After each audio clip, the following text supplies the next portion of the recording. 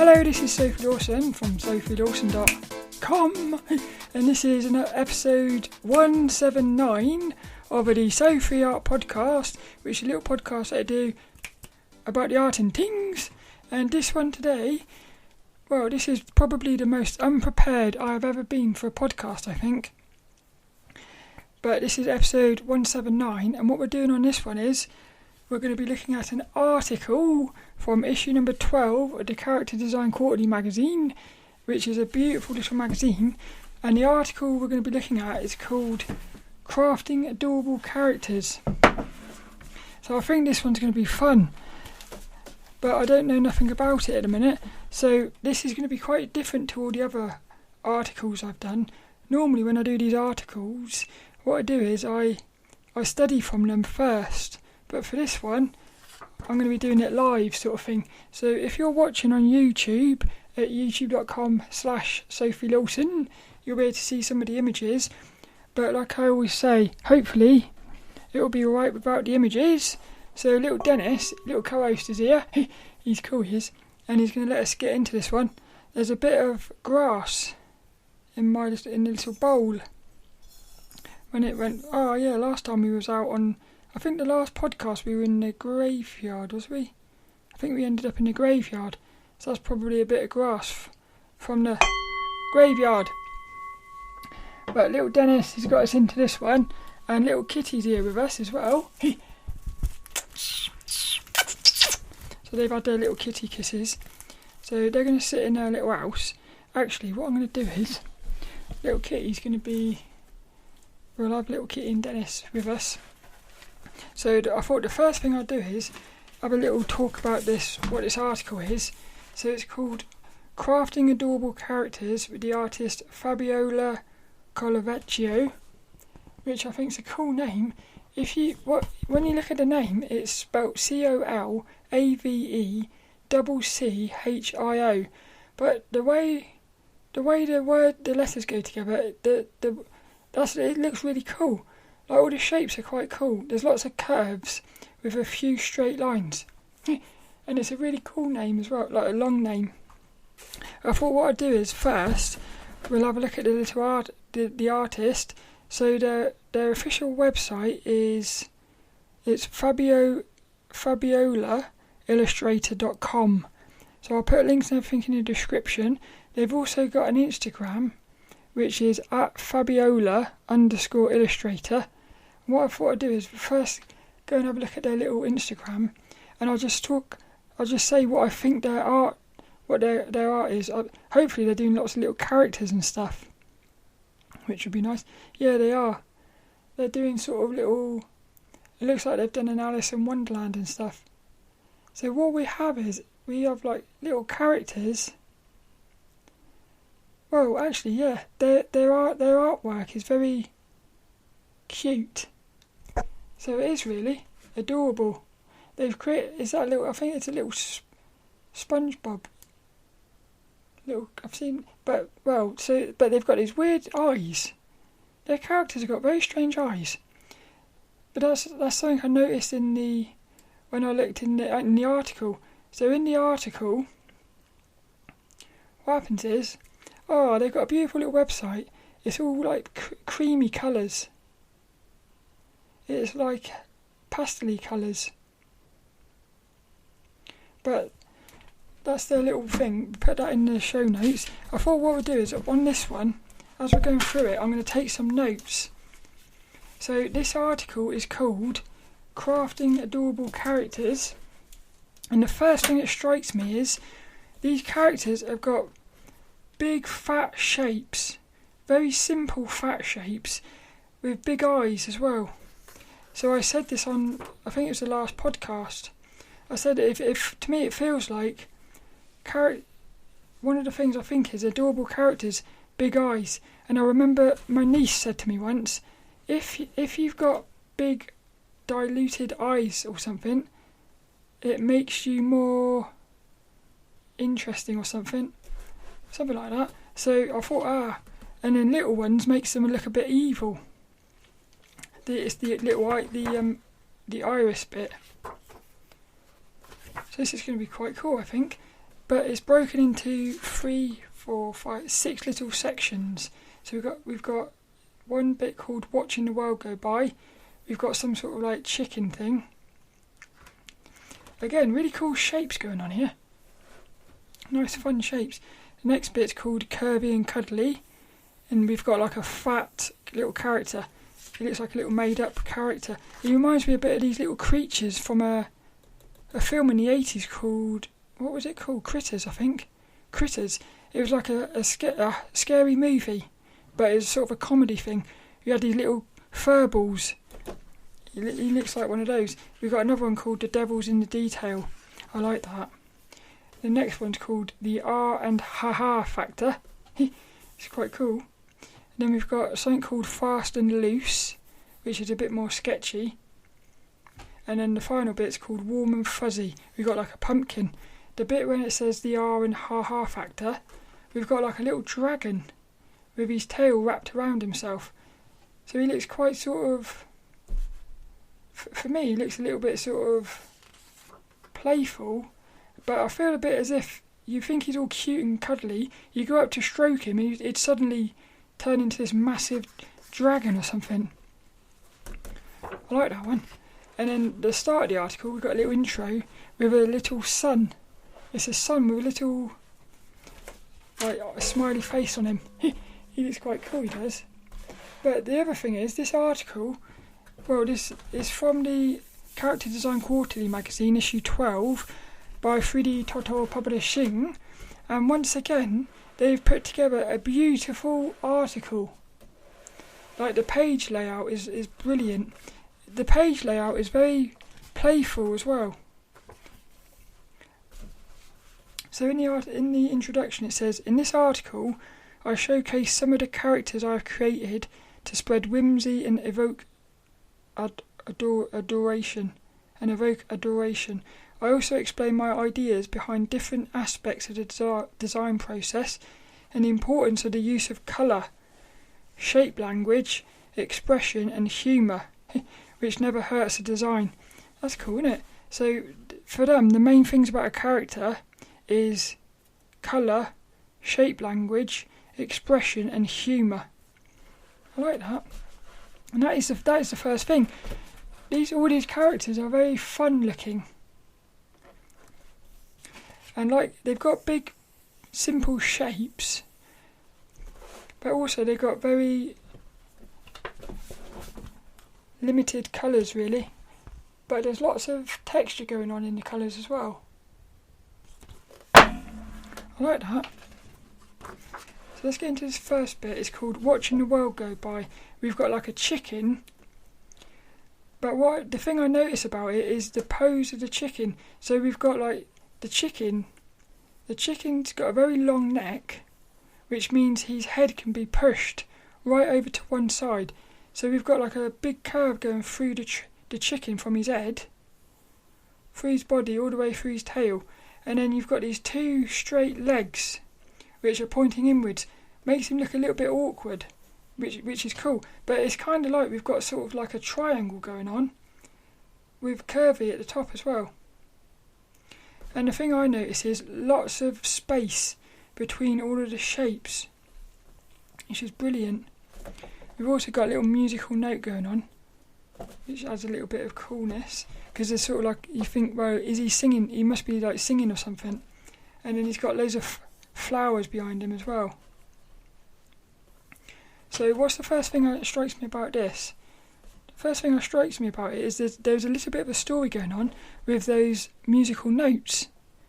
Because you start thinking, what's he doing here with music playing? So it makes me feel like he's having fun. He's also got his big eyes, and actually, what I've noticed is he's, you know those chickens, they have these things coming off their beak.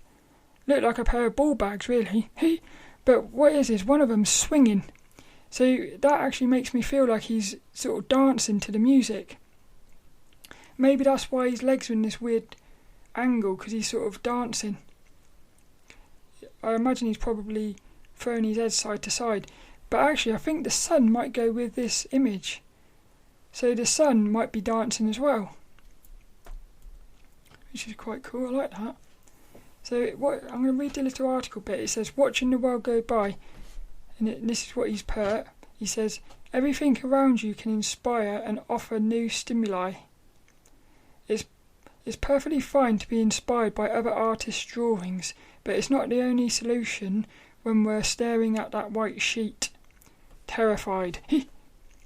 Inspiration can come from a precious moment, an interesting leaf, a silly joke, or even a humble song or tale.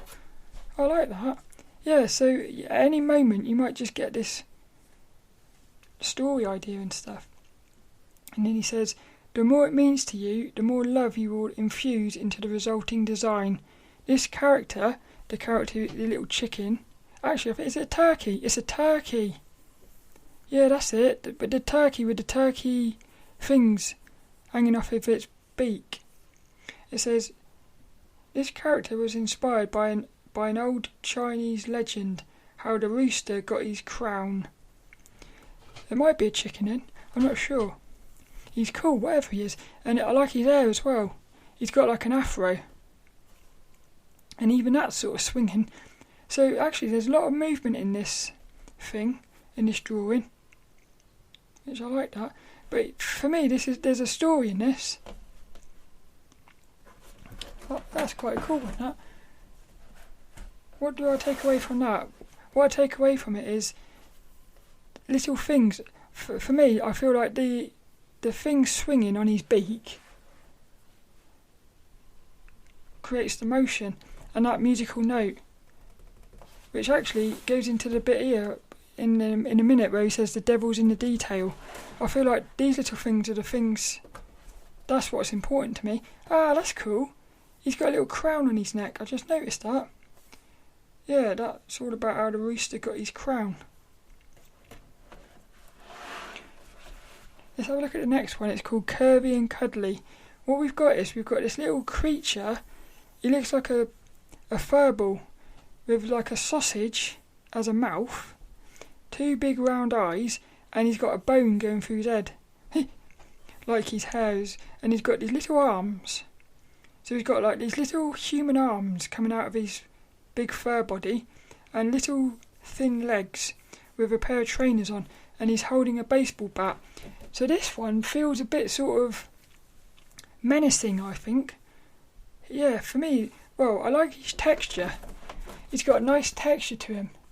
He's very furry, so he's got this cuteness about him because he's furry and sort of big and fat, but because he's got this baseball bat and he's got a bone through his head, it gives him this sense that he's sort of cute, but he could knock you out. So I feel like he's a bit sort of, this guy I think is a bit random, and he'd probably I feel like he'd sort of whack you around the head for fun and maybe kill you. He didn't mean to kill you though, he was having fun, but he doesn't realise how strong he is. That's the feeling I'm getting. But what I like about this one is the sausage.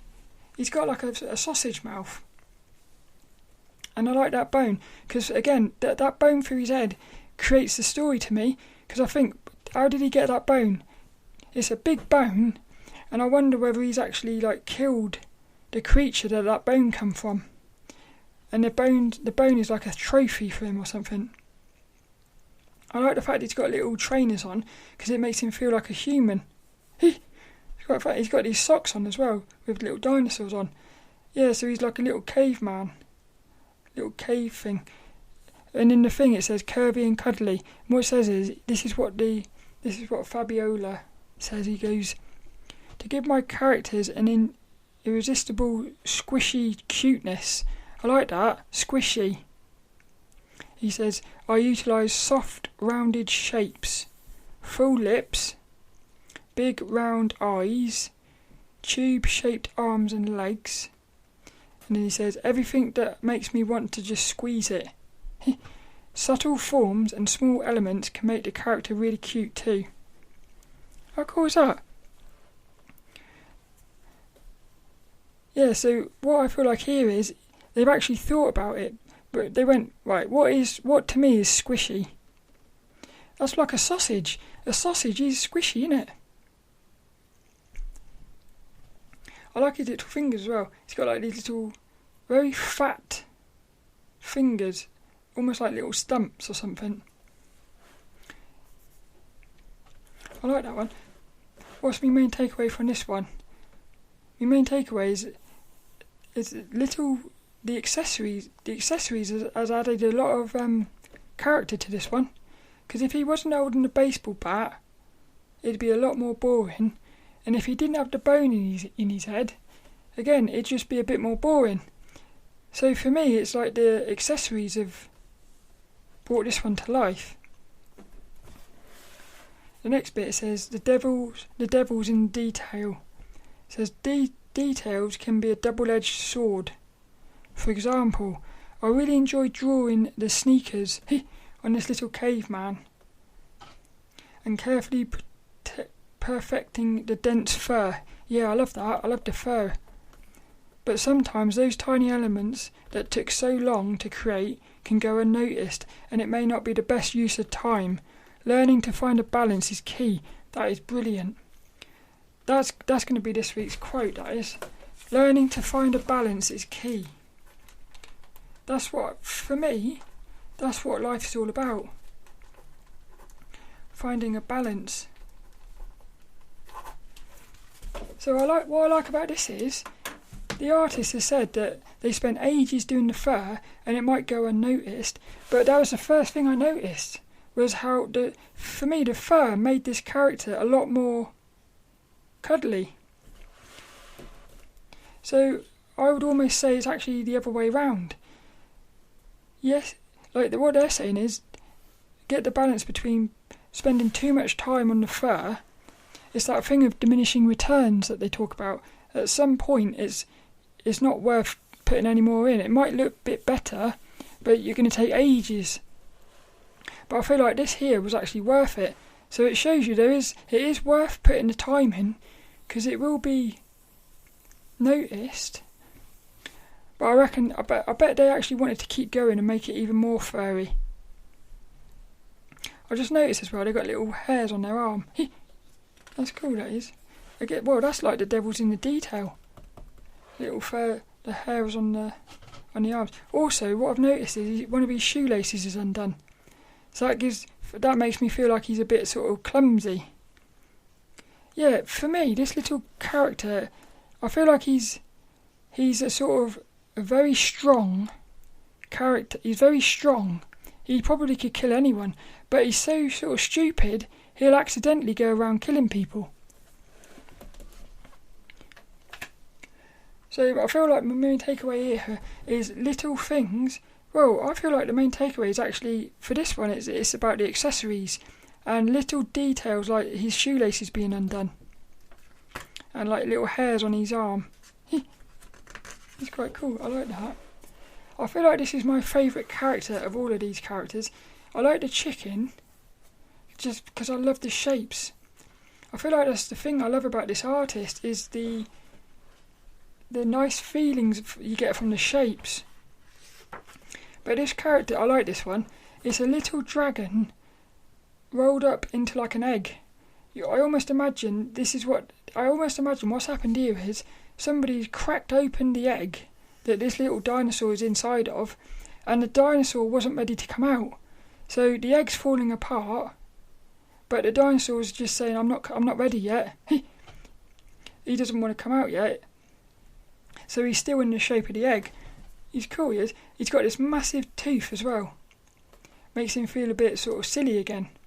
He's got this big fat tail wrapped around him, and his tiny little feet, but big eyes. I like this one. So it said, the bit here it says the R and ha-ha factor. So this is what they said in the article. What they said, with my adorable creatures, it is my goal to convey a mixture of feelings to whomever looks at my characters. Yeah, they've really done that.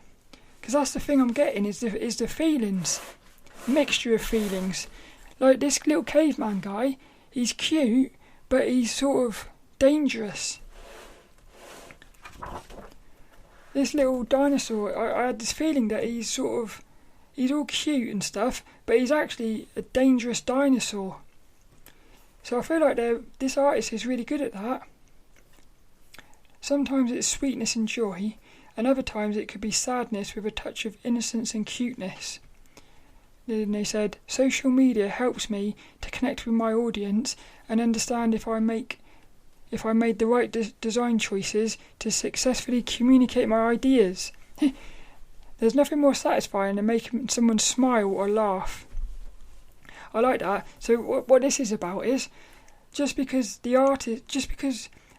what I think. You create a little character, just because you think the character is cute or something, everyone else might think it's actually scary. So then for me, that's like they're getting feedback from the audience. That goes into something that an artist once said to me, Dave Crocker. I love Dave. I ain't seen Dave for years, but he once said to me, he said, a piece of artwork isn't finished when you finish it. It's finished when a viewer looks at it, because it's the viewer that decides what the artwork is. So I feel like that's the same with these characters. But what I would imagine is, he's got little hands as well. This little dinosaur's got little hands sticking out the top of his tail. And he's got little wings as well. I love this one. This dinosaur, I feel like he's not ready yet to come out into the world. I absolutely love this one. So I think the main takeaway here is, well, again, little details.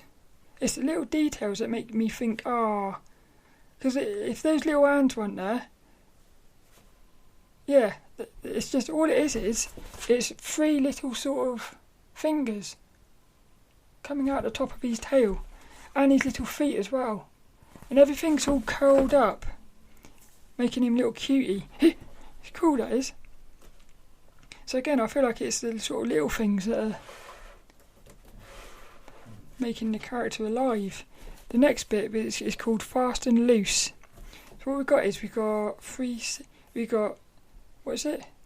8, 2, 4, 6. We've got 8 little pumpkins.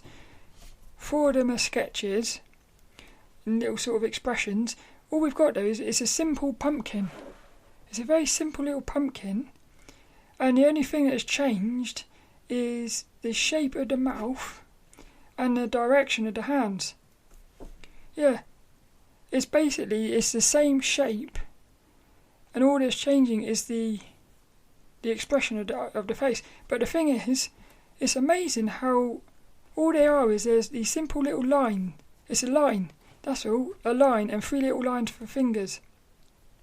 So it's the simplest you could ever do for drawing arms, but it's amazing how much expression is in these little lines.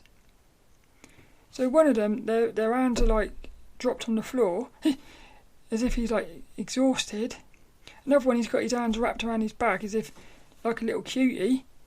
Another one, he's got his hand up like a fist. So I feel like, for me, the main takeaway I get from this is, it's amazing how a simple little line can create an amazing amount of motion. That's quite incredible, actually. So what they've put in the art, and then we've got 4 little coloured ones, sort of like final designs. I actually prefer the sketches. I feel like I prefer the sketches. I always prefer sketches though. In this bit it says fast and loose.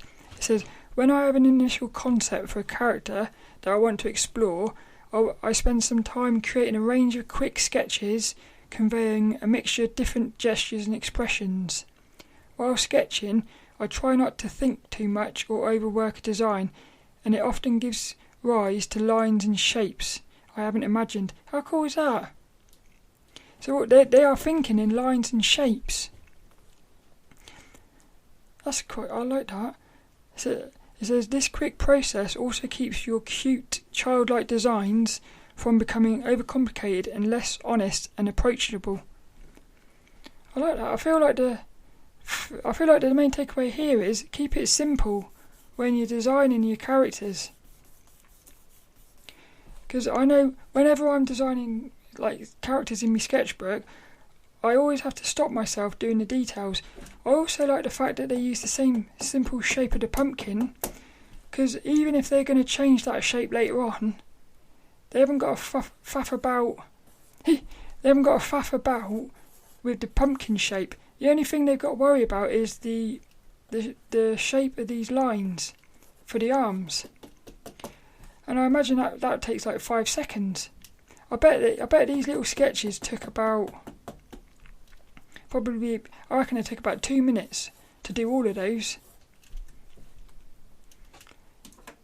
Yeah, whereas if I was doing it, I know that I would have spent about 2 minutes on each one. Because I would have started. What I've noticed is I'm in my sketchbook sketching out these little characters or something, and I've started doing the details, and something inside my head will say, "You're doing the details here," and I'll actually have to sort of interrupt myself. It's quite weird that. So what happens is I naturally start doing the details, but I've got this awareness that you got to keep it simple when you're designing. So it's almost like there's something inside of me that's aware before I am. How weird's that? And then this is the final bit here. So this is a very little article, but this one here is called Warm and Fuzzy. And what we've got is, basically, it's like the pumpkin from earlier, but everything's been stretched. So it's a lot more exaggerated. Now, what I would say is I prefer the other pumpkin. And also their eyes, they've got no eyes. They've just got like hollowness. It makes him a little bit scary. And also it looks like he's got a banana on his head. His little thing looks like a bit of a banana. But yeah, so what they've got is it's the same sort of characters as these little sketches, but everything's a bit more detailed. So whereas before his arms, the character's arms were just a line, now they're like actually cubed. They're what they're called? Tubes. And their little legs as well. They've actually got legs now. They didn't have legs before.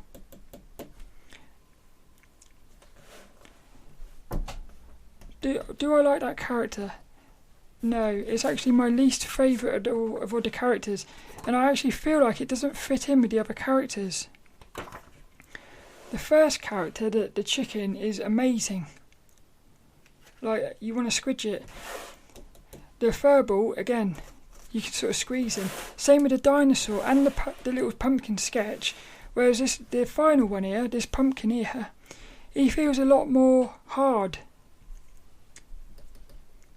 Maybe it's because they've actually stretched him. So, because he's been stretched, it's sort of more straight. I think that's what it is. It's more of a straight shape. Also, the background is very dark. So it just feels, this one feels a lot more, it doesn't feel warm and fuzzy to me. It feels a bit sort of dark and creepy almost. But this is what they say in the article. They said, the colouring process is my favourite part of designing characters because it really brings them to life.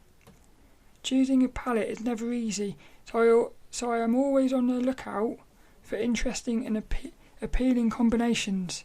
The warming tones of oranges, reds, pinks and yellows give a design a cosy, nostalgic vibe, which is exactly the tone I aim to create with my cute characters.